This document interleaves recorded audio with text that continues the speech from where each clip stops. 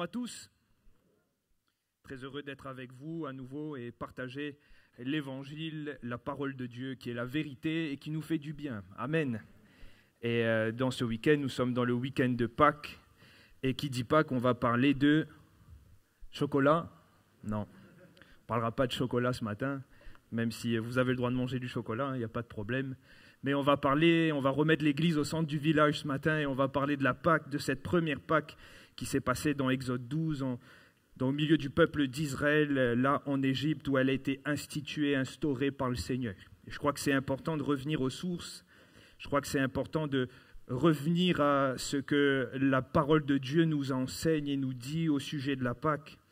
Et ce matin, vous pouvez déjà y aller dans Exode au chapitre 12, c'est la lecture qui va être le centre du partage. Et peut-être avant d'ouvrir et le lire ensemble, rappelez ce matin que la Pâque a été un changement pour le peuple d'Israël. Cette Pâque a marqué un changement, un véritable changement. Pourquoi ? Parce que à partir de cette Pâque, Israël va vivre quelque chose de complètement différent. Ils vont passer de peuple esclave à un peuple libre. Ils vont passer d'un peuple asservi à l'oppression égyptienne à un peuple qui sert leur Dieu librement. Ils vont passer d'un peuple qui habitait dans le pays de Goshen et qui travaillait en Égypte à un peuple dans le désert, mais par extension, on pourrait même dire à un peuple qui allait entrer en possession de son héritage, parce que Dieu n'avait pas enlevé Israël pour le désert, mais pour Canaan. Il y a un passage dans la Pâque, il y a un changement véritable dans la Pâque, un changement de direction, même, j'aimerais dire, un changement de saison, parce que même le calendrier juif va être modifié. C'est écrit dans Exode 12 et on va le lire que la Pâque va marquer le début de l'année à partir de maintenant. Ça va être le premier mois de l'année. Ce fameux mois de Nissan va être le premier mois du calendrier juif. Tout change, le calendrier change, le lieu d'habitation change. Il se retrouve maintenant libéré. Et permettez-moi de le dire, que ces choses sont écrites et l'ombre des choses à venir, et ces choses sont écrites et nous dépeint prophétiquement le Christ. Ces choses nous parlent de Jésus. Et il suffit d'ouvrir le Nouveau Testament et dès lors que vous avez feuilleté le premier chapitre de Jean, il est parlé de l'agneau de Dieu. Il est parlé à nouveau de cet agneau qui allait être utilisé et qui avait été utilisé à la Pâque comme étant celui qui allait être immolé, dont le sang allait être un signe. Quand on ouvre l'évangile de Jean, il est aussi parlé de l'agneau. Il est aussi parlé de l'agneau de Dieu et cet agneau, c'est Jésus. Il est aussi parlé de l'agneau même dans l'Apocalypse, et permettez-moi de le dire, dans ce livre qui des fois nous échappe, qui nous surprend. L'image la plus utilisée pour parler de Jésus, c'est l'agneau. Parce que Jésus est l'agneau de Dieu. Et cet agneau immolé à ce jour de Pâques n'était rien d'autre qu'une préfiguration de ce que Christ devait accomplir. Alors permettez-moi de le dire, s'il y a eu un changement pour le peuple d'Israël, le but de la venue de Christ, c'est qu'il y ait un changement aussi pour toi. Le but de la venue de Christ pour toi, pour moi, c'est qu'il y ait un changement, un passage d'une vie à une autre vie, à cette vie nouvelle qui veut nous offrir. Il est aussi question d'entrer en possession de ton héritage. Il est aussi question de passer d'esclave du péché à libre. Alléluia. C'est le message de la Pâque. Et ce matin, j'aimerais particulièrement m'arrêter sur l'agneau. Vous remarquerez, et on va faire cette lecture dans ce prisme, en regardant ce que Dieu demandait à Israël de faire avec l'agneau. Et on va s'intéresser à savoir quoi faire de l'agneau. On fait la lecture ensemble. Exode 12, on va lire du verset 1er au verset 14. L'Éternel dit à Moïse et à Aaron dans le pays d'Égypte, « Ce mois-ci sera pour vous le premier des mois. Il sera pour vous le premier des mois, il sera pour vous le premier des mois de l'année. Parlez à toute l'assemblée d'Israël et dites, le 10e jour de ce mois, on prendra un agneau pour chaque famille, un agneau pour chaque maison. Si la maison est trop peu nombreuse pour un agneau, on le prendra avec son plus proche voisin selon le nombre des personnes. Vous compterez cet agneau d'après ce que chacun peut manger. Ce sera un agneau sans défaut, mâle, âgé d'1 an. Vous pourrez prendre un agneau ou un chevreau. Vous le garderez jusqu'au 14e jour de ce mois, et toute l'assemblée d'Israël l'immolera entre les deux soirs. On prendra de son sang et on en mettra sur les deux poteaux et sur le linteau de la porte des maisons où on le mangera. Cette même nuit, on en mangera la chair, rôtie au feu, on la mangera avec les pains sans levain et des herbes amères. Vous ne la mangerez point à demi-cuit ou bouilli dans l'eau, mais il sera rôti au feu avec la tête, les jambes et l'intérieur. Vous n'en laisserez rien jusqu'au matin, et s'il en reste quelque chose le matin, vous le brûlerez au feu. Quand vous le mangerez, vous aurez vos reins sains, vos souliers aux pieds et votre bâton à la main, et vous le mangerez à la hâte. C'est la Pâque de l'Éternel. Cette nuit-là, je passerai dans le pays, et je frapperai tous les premiers-nés d'Égypte, depuis les hommes jusqu'aux animaux, et j'exercerai des jugements contre tous les dieux de l'Égypte. Je suis l'Éternel. Le sang vous servira de signe sur les maisons où vous serez. Je verrai le sang et je passerai par-dessus vous, et il n'y aura point de plaie qui vous détruise quand je frapperai le pays d'Égypte. Vous conserverez le souvenir de ce jour et vous le célébrerez par une fête en l'honneur de l'Éternel. Vous le célébrerez comme une loi perpétuelle pour vos descendants. Amen. Amen. On aurait pu lire tout ce chapitre 12, mais ça aurait été peut-être un peu long, mais je vous invite à le faire chez vous, peut-être même lire les plaies précédentes, parce que même cette Pâque-là vient comme étant cette dernière plaie, comme étant la solution à cette dernière plaie pour le peuple d'Israël. Et c'est tout à fait particulier, pourquoi ? Parce que les 9 précédentes plaies, il n'y a pas eu une action du peuple pour être épargné. C'est Dieu qui épargnait volontairement son peuple. C'est Dieu qui protégeait Israël, afin que Israël ne soit pas touché par les plaies. Mais arrivé à cette plaie, la destruction, arrivé au jugement où les premiers-nés devaient mourir, il est question pour Israël d'instaurer la Pâque. Il est question pour Israël à ce moment-là de prendre un agneau. Et cette 10e plaie, le seul moyen d'être épargné était d'avoir fait ce que Dieu avait demandé de faire. Et j'aimerais de suite le dire, et ça fait le pont avec mon introduction, c'est que c'est aussi le cas pour nous. Parce que si Jésus est venu nous offrir toutes ces choses, le seul moyen d'être épargné du jugement, et il est question du jugement de ton âme, de mon âme, à cause du péché, le seul moyen, c'est d'avoir l'agneau de Dieu. Alléluia. Le seul moyen, c'est d'avoir pris et d'avoir écouté le Seigneur et d'avoir nous aussi accepté l'agneau de Dieu. Il n'y a pas d'autre moyen. Le seul moyen d'échapper au jugement, c'est l'agneau. Et j'aimerais m'intéresser à ce qui est demandé au peuple d'Israël. Premièrement, il est question d'immoler l'agneau et de demeurer sous la protection de son sang. Les consignes sont strictes, vous remarquez ? Il n'est pas question d'aller prendre un agneau comme ça, de l'immoler, non. Dieu est précis, Dieu demande un agneau sans défaut, mâle, âgé d'1 an, qui devait être gardé du 10e au 14e jour. Donc on ne se réveillait pas le matin de Pâques en se disant « Ah zut, il faut l'agneau ». Non, il y avait une préparation, il fallait y avoir pensé, avoir préparé cet agneau. Il est question de choses sérieuses. Moïse parle de convocation solennelle du peuple et il n'est pas question de choses futiles. Le Seigneur parle de choses très importantes, insiste sur les détails. Et j'aimerais dire que cela était important. Permettez-moi de le dire que même quelqu'un qui aurait finalement écouté et fait ce que Dieu avait demandé au peuple d'Israël aurait vu l'ange destructeur passer par-dessus la maison. Parce que le seul moyen de ne pas subir le jugement, c'était de respecter ce que Dieu avait demandé. J'aimerais dire que pour nous, il n'est pas question de préparer un bon gigot d'agneau ce midi.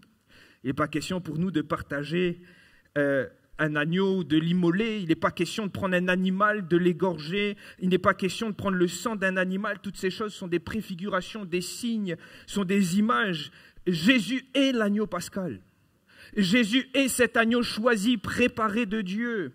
Et lorsque Paul parle aux Corinthiens dans le chapitre 5 de sa première épître que nous avons lu en introduction, il dit « Christ, notre Pâque, a été immolé ». Et dans une autre version, il est écrit « Christ, notre agneau pascal, a été sacrifié ». Et j'aimerais dire qu'on n'a plus à prendre l'agneau parce que Christ a déjà été immolé. Christ a déjà été offert. Et le seul moyen pour nous d'échapper au jugement, c'est d'accepter l'agneau de Dieu qui a été immolé. Christ a déjà tout payé, a déjà tout fait, tout a été préparé. Et s'il était question pour le peuple de se préparer, d'avoir l'agneau, il est question pour nous d'être dans une démarche de foi ce matin, de nous approcher de Dieu par la foi, et non pas de sacrifier un animal, mais d'accepter le sacrifice de Jésus comme étant celui qui a été offert pour nous. Alléluia. Le seul moyen d'échapper au jugement, le seul moyen de vivre cette vie nouvelle, d'être libre, le seul moyen d'entrer en possession de cet héritage, comme le peuple d'Israël, c'est pour nous d'accepter par la foi Jésus-Christ comme étant l'agneau qui a été offert. J'aimerais ajouter qu'il y avait la nécessité du sang de l'agneau. Il était question pour le peuple d'Israël de mettre du sang sur les poteaux et sur le linteau. Il ne s'agissait pas simplement d'immoler l'agneau, mais il s'agissait aussi de recouvrir la maison de ce sang. Tous ceux qui résidaient dans une maison étaient protégés. Tous ceux qui résidaient dans une maison où il y avait le sang étaient protégés. Et j'aimerais dire que tous ceux qui n'étaient pas dans une maison où on avait mis le sang n'étaient pas protégés. C'est le sang qui était le signe, et c'est ce que Dieu dit à Moïse. Le sang servira de signe pour que vous échappiez au jugement. Sans le sang, on ne peut pas échapper au jugement. Et j'aimerais le dire ce matin également. Sans le sang de Jésus, on ne peut pas échapper au jugement. Parce que c'est le sang de Jésus qui nous a rachetés. C'est le sang de Jésus qui nous purifie de nos péchés. C'est le sang de Jésus qui nous permet d'entrer librement dans la présence de Dieu. Le sang de Jésus a coulé pour toi, pour moi. Pourquoi? Afin que je puisse être épargné du jugement. Afin que je puisse avoir le pardon de mes péchés. Afin que je puisse entrer aussi en possession de cet héritage. Alléluia. Il est question du sang. Sans le sang, on ne peut pas entrer dans une vie nouvelle avec Jésus-Christ. Sans passer par l'agneau de Dieu, sans être recouvert de son sang, on ne peut pas vivre cette nouvelle alliance. Parce que la nouvelle alliance, nous dit l'Épître aux Hébreux, a été scellée par le sang de l'agneau. La nouvelle alliance a été scellée par le sang de Jésus à la croix. Et c'est son sang qui nous assure cette libre entrée dans la présence de Dieu. Et j'aimerais le dire très simplement ce matin. On veut tous vivre la vie nouvelle, on veut tous entrer en possession de cet héritage, on veut tous vivre cette liberté qu'a vécue le peuple d'Israël en quittant l'Égypte. Mais il n'est pas possible de le faire sans passer par la croix. Il n'est pas possible d'entrer en héritage de ces choses et de vivre ce changement que nous annonce la Pâque sans passer par la croix, où l'agneau de Dieu a été immolé pour ta vie. Il est question d'être recouvert du sang, comme les maisons ont été recouvertes du sang de l'agneau. Il est question aussi pour nos vies, pour la maison que je suis, d'être recouvert du sang de Jésus, qui me purifie et qui me rend capable d'avoir part à l'héritage et capable d'entrer dans sa présence. J'aimerais aller plus loin et dire que pas simplement immoler l'agneau, pas simplement le préparer, pas simplement prendre le sang et mettre sur les poteaux et sur le linteau de la porte de la maison. Il était aussi question de manger l'agneau. Vous avez remarqué? Il est quand même écrit au verset 7, « On prendra de son sang et on en mettra sur les deux poteaux et sur le linteau de la porte. » De quoi? Des maisons où on le mangera. J'aimerais dire que c'est aussi une condition sine qua non pour être épargné. Le sang de l'agneau devait être appliqué sur la maison, mais dans la maison, on devait manger l'agneau. Les deux choses vont de pair et vont avec. Il n'est pas simplement question, excusez-moi, de badigeonner un peu de sang sur la maison, mais il est question de manger l'agneau. Alors, on peut se poser la question ce matin, mais que signifient ces choses pour nous? Je le répète, il n'est pas question pour nous à Pâques de manger un bon gigot d'agneau, un bon rôti, un bon morceau d'agneau. Non, cela va plus loin. Il est question pour nous bien plus que d'être passé à la croix, mais de nous alimenter de Christ comme étant l'agneau de Dieu. Il est question pour nous de nous nourrir de cette nourriture divine. Il est question pour nous pas simplement de venir à la croix pour être badigeonnés du sang de Jésus, mais de vivre une vie où nous nous nourrissions du Seigneur, de sa parole. Lui qui est le pain de vie, lui qui est cet agneau de Dieu. Il est question d'en manger ce matin. Jésus n'a-t-il pas dit dans Jean 6, 53 que si vous ne mangez la chair du Fils de l'homme et si vous buvez son sang, vous n'avez point la vie en vous-même. Pour que la vie se développe, pour que cette vie, cette liberté se développe, pour que nous puissions vivre cet héritage, pour que nous puissions prendre possession de ces choses, comme le peuple d'Israël, il est aussi question pour nous de manger l'agneau. Il est aussi question pour nous de nous alimenter du Seigneur Jésus. Il est aussi question pour nous de faire du Christ notre nourriture. C'est comme cela que la vie se développe. Remarquez que manger et boire, c'est quand même deux choses très importantes si nous voulons vivre une croissance saine. C'est des choses qui sont indispensables à la vie afin que la vie se développe. Et il est aussi question pour nous et pour chacun d'entre nous ce matin. Si nous voulons que cette vie se développe, si nous voulons vivre ce changement, il nous faut aussi manger l'agneau. C'est l'enseignement de Pâques. Immoler l'agneau, prendre son sang, mettre sur les poteaux et sur le linteau, mais aussi manger l'agneau. Remarquez avec moi également que dans Marc 14, lors de ce repas de Pâques, Jésus a aussi parlé de manger son corps et de boire son sang. Prenez ceci, mon corps.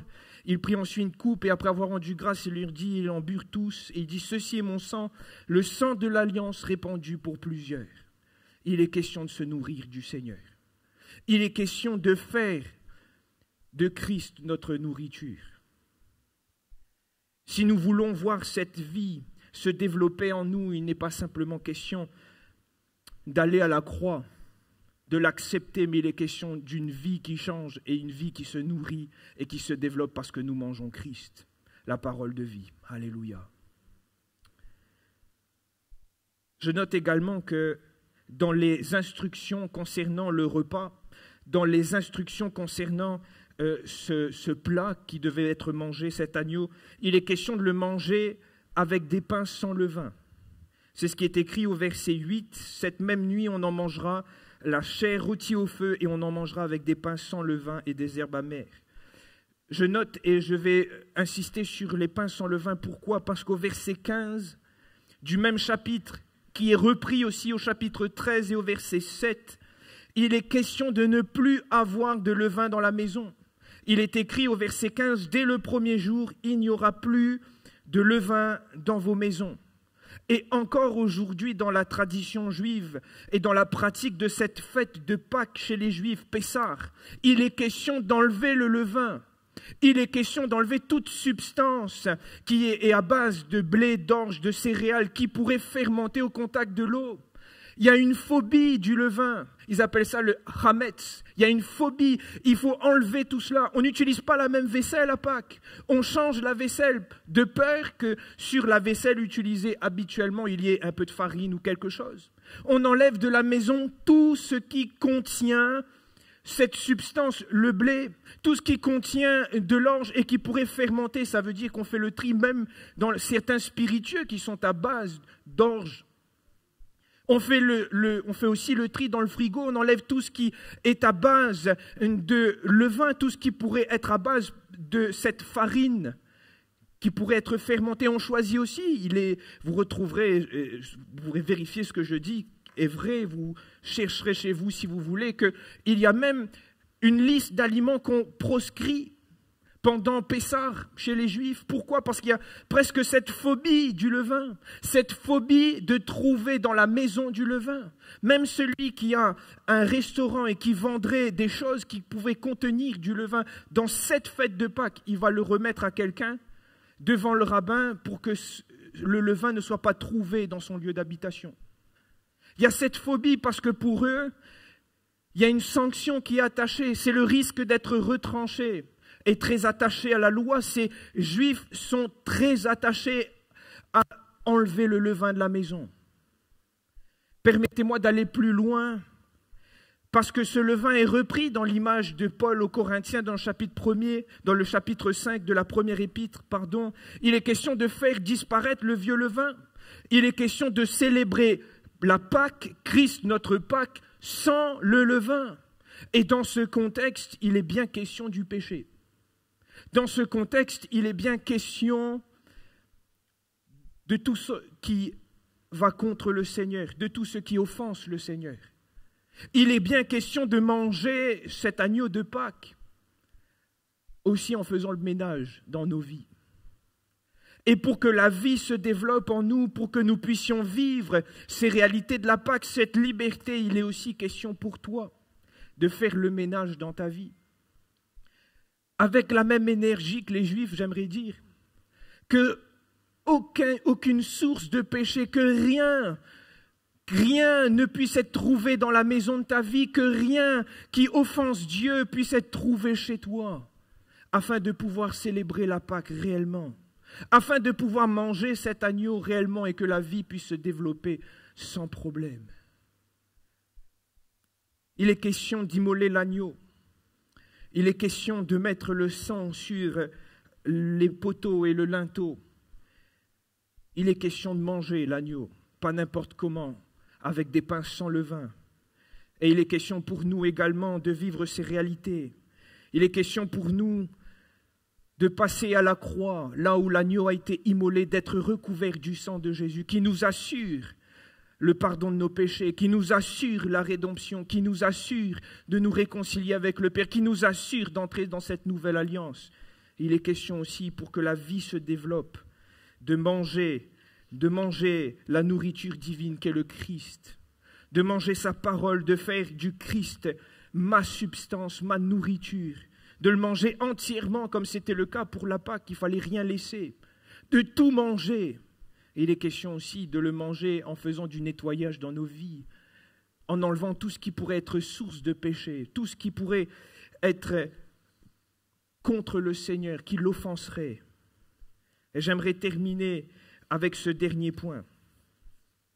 S'il est question de toutes ces choses, il est aussi question au verset 14 de conserver le souvenir de ce jour, de le célébrer comme une fête en l'honneur de l'Éternel, comme une loi perpétuelle pour vos descendants. Il est question de se souvenir de ce qui s'est passé en Égypte. Pour le peuple d'Israël, c'était le cas. Il était question de se souvenir de ce que Dieu avait opéré dans ce pays d'Égypte, de cet agneau, de ce sang qui avait servi de signe et qui avait permis qu'il soit épargné. Encore aujourd'hui, dans la tradition juive, il est encore question de se souvenir. Ils lisent dans ce premier repas de Pâques, le Seder, ils lisent la Haggadah, qui est un condensé de ce que le Seigneur a fait en Égypte. Et ils se rappellent de l'œuvre de Christ. Ils se rappellent de l'œuvre de Dieu en Égypte, où Dieu les a sortis à main tendue et à bras puissants. Il a agi puissamment et les a retirés de l'Égypte. Ils se souviennent de ces choses. Il est aussi question pour nous de nous souvenir dans nos vies de l'œuvre de cet agneau préparé, offert par Dieu pour ta vie, à cause de ton péché, afin de te réconcilier avec le Père. Il est question de le faire et nous avons tout à l'heure pris le repas du Seigneur qui, selon les instructions du Seigneur, dans Luc 22, 19, repris par Paul aux Corinthiens au chapitre 11, verset 25, qu'il est question de faire cela en mémoire de lui, mais j'aimerais aller plus loin.